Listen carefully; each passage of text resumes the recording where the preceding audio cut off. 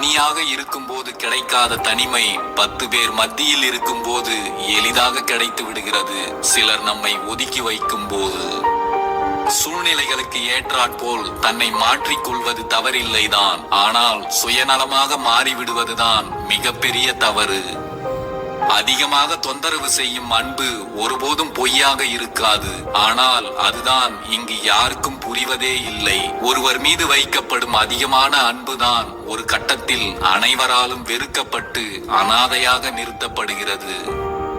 நீயாக பேசும் வரை உன்னிடம் நான் பேச மாட்டேன் என்று அடம் பிடிக்கும் இதயம் திமிர் பிடித்தது என்று அர்த்தம் அல்ல.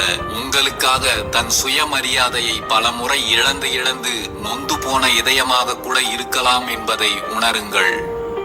உங்களுக்கு மன அமைதி வேண்டுமென்றால் உங்களை சுற்றி இருக்கும் யாருடைய குறைகளையும் கண்டுகொள்ளாமல் கடந்து செல்லுங்கள்.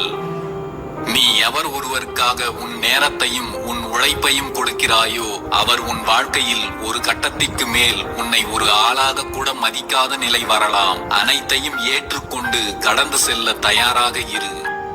வாழ்க்கை நேசத்தை கற்றுத்தருகிறது. உங்களுக்கு கிடைக்கும் சில அனுபவங்கள் யாரை நேசிக்க வேண்டும் என்று கற்றுத்தருகிறது.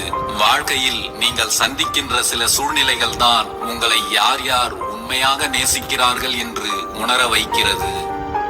அன்பு அவமதிக்கப்படும் இடத்தில் காத்திருந்து பெறுவதும் தவறு. அன்பை அலட்சியம் செய்யும் இடத்தில் தேடிச் சென்று கொடுப்பதும் தவறு.